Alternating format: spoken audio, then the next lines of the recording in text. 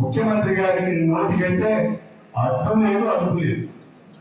ఇంకా ఆయన ఒక రాష్ట్రానికి ముఖ్యమంత్రి అనే విషయాన్ని మర్చిపోయి మాట్లాడుతున్నాడు. రాష్ట్ర ముఖ్యమంత్రికి ఉండవలసిన ఆ హుందాతనం, ఆ సంయమనం ఆయనను లోపిస్తున్నది. ఇప్పటికూ కాంగ్రెస్ పార్టీ కార్యకర్త లెక్క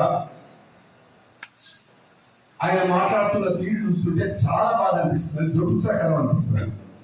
తను తిడుతూ ఉంటే పడుతూ ఉంటాము మేము. మాకు కూడా ఇంత చీమ్యత ఉండదు కదా. మేము కూడా తప్పకుండా నువ్వు మాట్లాడిన స్థాయిలో నువ్వు వాడిన భాషలో కాకుండా ఏదో ఒక భాషలో నిన్ను తిట్టాలా. మా ముఖ్యమంత్రిని పట్టుకొని, మా పార్టీ అధ్యక్షులు పట్టుకొని చాలా శోభరాదంటావా, హరీష్ రావును కేటీఆర్ను బిల్లారంగా అంటావా? రేవంత్ రెడ్డి గారు చార్లెస్ శోభరాజ్ కన్నా బిల్లారంగ కన్నా పెద్ద చరిత్ర నీది. రేవంత్ రెడ్డి పెద్ద చరిత్ర నీది. నీ చరిత్ర తెలుగు రాష్ట్రాలకు తెలుసు. కాబట్టి నువ్వు ఒక మాట ఒకరి గురించి మాట్లాడేటప్పుడు అది ఏ రకంగా తిరిగి వస్తుందని ఆలోచించాలి, ఆలోచించుకొని మాట్లాడాలి.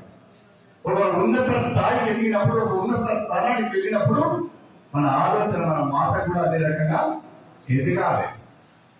సభ్యత, సంస్కారం నేర్చుకొని మాట్లాడాలి. ఇతరులను మనం గౌరవించినప్పుడు వాళ్ళు మనల్ని గౌరవిస్తారు.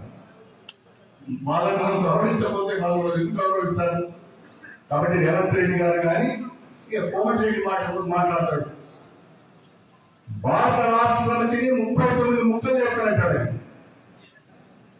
ముఖ్యమంత్రి గారేమో 100 మీటర్ల లోతున బీఆర్ఎస్ పార్టీ వెళ్తారంటాడు. అరే బాయ్, నీ అయ్య నుంచి కూడా పని కాదని చెప్పి ఈ సందర్భంగా చెప్పాలి. భారత రాష్ట్ర సమితిని ముక్కలు చేసేవాడు కానీ భారత రాష్ట్ర సమితిని 100 మీటర్ల లోతున 100 పెట్టేవాడు పుట్టలేదు అని చెప్పి సందర్భంగా తెలియజేస్తున్నారు.